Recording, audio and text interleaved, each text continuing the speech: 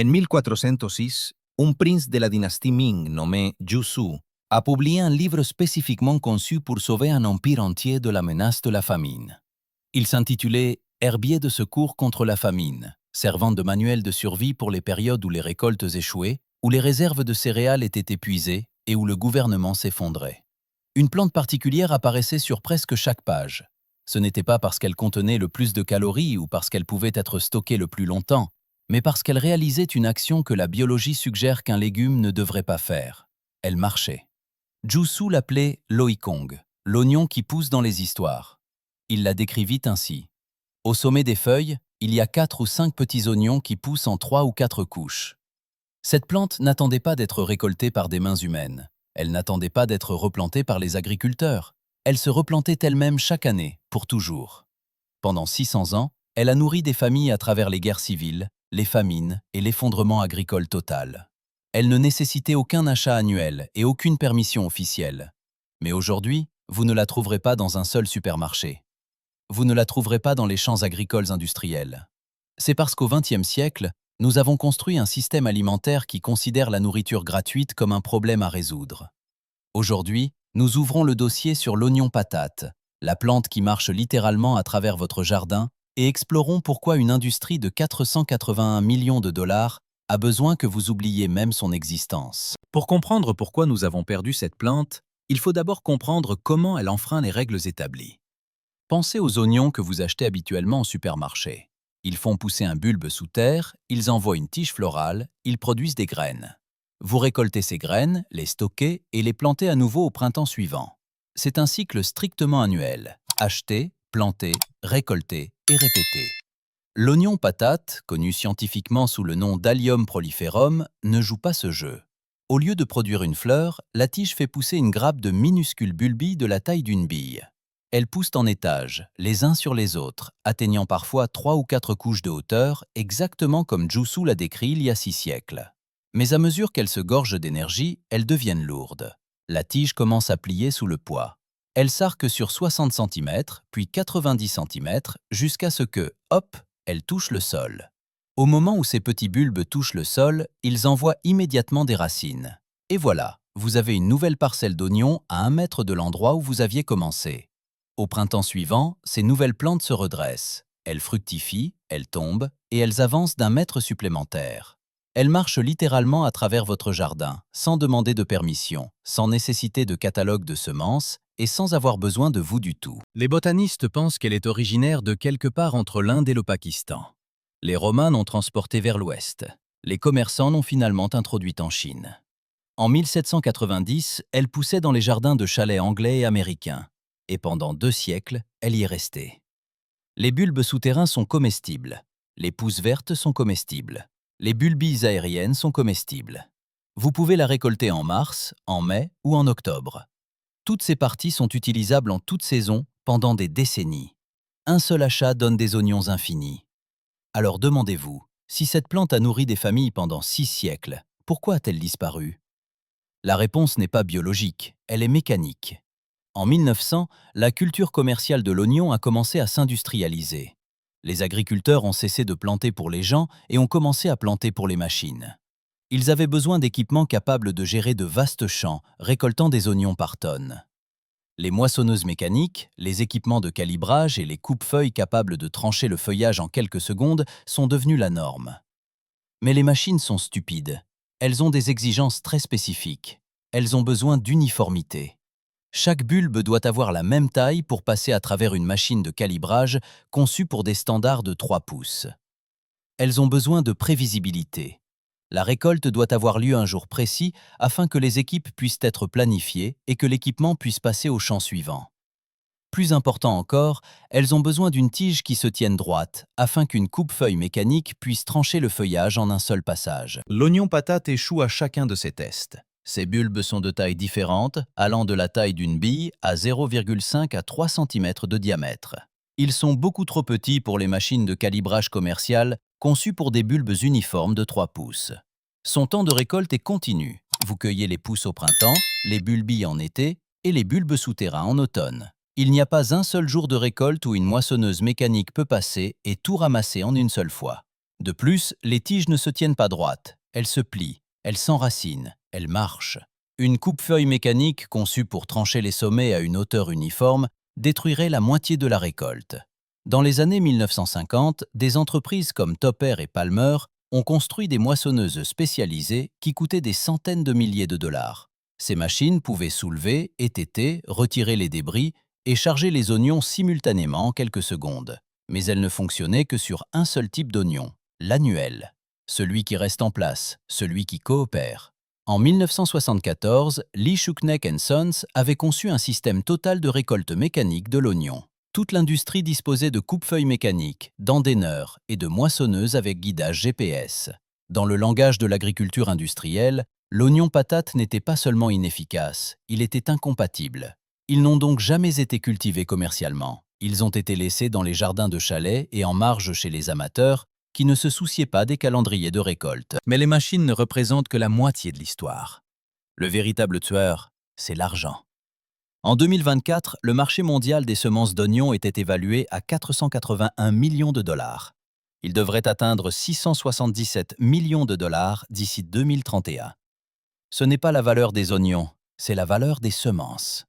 Les semences doivent être achetées chaque année. Le marché est dominé par les variétés hybrides. Les hybrides représentent 61% des ventes mondiales de semences d'oignons. Dans certaines régions, comme l'Asie-Pacifique, les hybrides contrôlent 76% du marché. Ces hybrides sont élevés dans un but précis, l'obsolescence programmée. Lorsque vous conservez des graines d'une plante hybride, elles ne donnent pas de vraies plantes. La génétique se brouille. La récolte de l'année suivante sera faible, imprévisible et inconsistante.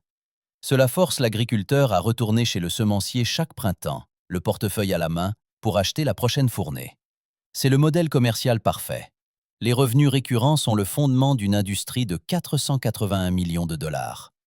Considérez maintenant l'oignon patate. Vous achetez un bouquet de bulbilles une seule fois, peut-être pour 10 dollars chez Burpee ou 9 dollars chez Seed Savers Exchange. Vous les plantez, elles se multiplient sous terre. Elles produisent des bulbilles aériennes. Ces bulbilles aériennes tombent et s'enracinent. En 2 ans, vous avez 50 plantes. En 5 ans, vous en avez des centaines. Vous n'achetez plus jamais. Pour un semencier, ce n'est pas un produit. C'est une défaillance du système. Un client qui ne revient jamais n'est pas un client. C'est une perte de revenus. Et ça empire. Les oignons patates ne produisent pas de graines. Ils se propagent par clones, par bulbilles. Cela signifie que vous ne pouvez pas les breveter. Vous ne pouvez pas les modifier génétiquement. Vous ne pouvez pas créer une variété propriétaire que les agriculteurs sont légalement tenus d'acheter chez vous chaque année. La plante se reproduit librement.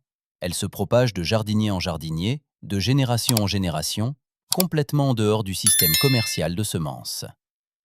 Dans l'économie de l'agriculture moderne, cela rend les oignons patates sans valeur. Non pas parce qu'ils ne nourrissent pas les gens, mais parce qu'ils ne génèrent pas de profit pour les actionnaires. Ainsi, ils ont disparu de la conscience publique. Dans les années 1950, la production industrielle d'oignons était devenue une science. Les variétés hybrides résistantes aux maladies, les moissonneuses mécaniques à guidage de précision et les installations de stockage à climat contrôlé sont devenues la norme. Les épiceries stockaient les oignons qui se transportaient bien et se conservaient des mois. Les catalogues de semences vendaient les oignons qui nécessitaient un rachat annuel. Et nous avons accepté un système où nous échangions une seule plantation contre un paiement éternel. Les oignons annuels sont devenus moins chers, plus uniformes et plus disponibles qu'à tout autre moment de l'histoire. Les restaurants pouvaient compter sur un approvisionnement constant. Les supermarchés pouvaient stocker des oignons toute l'année. Et dans ce flot d'oignons bon marché, uniformes et mécanisés, l'oignon patate a disparu. Non pas parce qu'il a échoué, mais parce qu'il a réussi de la mauvaise manière. Il a réussi à être vivace, à se propager seul et à ne nécessiter aucune contribution industrielle. Et ce ne sont pas des caractéristiques dans un système conçu autour des achats annuels. Mais regardez ce que nous avons réellement perdu. Nous avons perdu une source de nourriture pérenne. Les oignons annuels nécessitent de travailler le sol chaque année, ce qui détruit la vie microbienne, libère du carbone et provoque l'érosion. Ils nécessitent des engrais synthétiques car leurs racines peu profondes ne peuvent pas atteindre les nutriments profonds. Les oignons patates sont vivaces. Ils développent des systèmes racinaires profonds qui restent dans le sol pendant des décennies. Ils maintiennent le sol ensemble. Ils accèdent aux nutriments que les cultures annuelles ne peuvent pas atteindre. Ils survivent aux sécheresses qui tuent les hybrides à racines superficielles. Nous dépensons des milliards de dollars aujourd'hui pour tenter de concevoir des cultures résilientes au climat. Pendant ce temps, une plante qui a survécu aux famines pendant 600 ans pousse dans les fossés, oubliée. Jussieu le savait en 1406. Il a compilé l'herbier de secours contre la famine parce que les famines étaient courantes dans la Chine de la dynastie Ming. Les réserves de céréales ont échoué, les routes commerciales se sont effondrées, les armées ont brûlé les champs. Les plantes qui ont sauvé les gens n'étaient pas celles qui nécessitaient des chaînes d'approvisionnement complexes, une replantation annuelle ou des semences achetées. C'étaient celles qui revenaient d'elles-mêmes. Les oignons patates ne se soucient pas si vous oubliez de les replanter. Ils n'ont pas besoin que vous achetiez des semences. Ils ne nécessitent pas d'infrastructures industrielles. Ils marchent simplement lentement, avec persistance, à travers les jardins et à travers les siècles, ne demandant rien. Et nous avons classé cela comme un problème. Aujourd'hui, les règles changent. Le système que nous avons construit, monocultures annuelles, dépendance aux hybrides et uniformité mécanique, montre des fissures. Le sol s'érode, l'eau est rare, les coûts des engrais augmentent. Les agriculteurs sont piégés dans des cycles d'endettement, contraints d'acheter des semences, des produits chimiques et de l'équipement chaque année juste pour rester opérationnels. Et au milieu de cette crise, l'oignon patate revient sous les projecteurs. Parce que les caractéristiques que nous avons éliminées de notre système alimentaire, racines profondes, couverture permanente et autosuffisance, ressemblent soudainement moins à de l'inefficacité qu'à de la survie. Vous pouvez les acheter en ligne aujourd'hui. Burpee vend des lots de 10 à 20 bulbilles aériennes pour environ 13 $. Seed Savers Exchange, une organisation à but non lucratif dédiée aux semences anciennes, les vend pour 9 $. Elles sont souvent étiquetées comme des nouveautés ou des curiosités pour les jardiniers aventureux. Ne croyez pas à ce cadrage, ce ne sont pas des nouveautés. Ce sont des technologies de survie vieilles de 600 ans. Elles ont nourri les paysans chinois à travers l'effondrement dynastique. Elles ont nourri les chaumières anglaises à travers la révolution industrielle. Elles ont nourri les pionniers américains lorsque les wagons de semences ne sont pas arrivés. Ce n'étaient pas des cultures spéciales, c'étaient des aliments de base. Et la seule raison pour laquelle elles semblent étranges maintenant est que nous avons passé un siècle à concevoir l'agriculture autour des machines et des profits trimestriels plutôt que de la résilience et de la permanence. Ce ne sera pas l'industrie qui ramènera cette plante. Le marché des semences d'oignons de 481 millions de dollars n'a aucune incitation à promouvoir une plante qui élimine les revenus récurrents.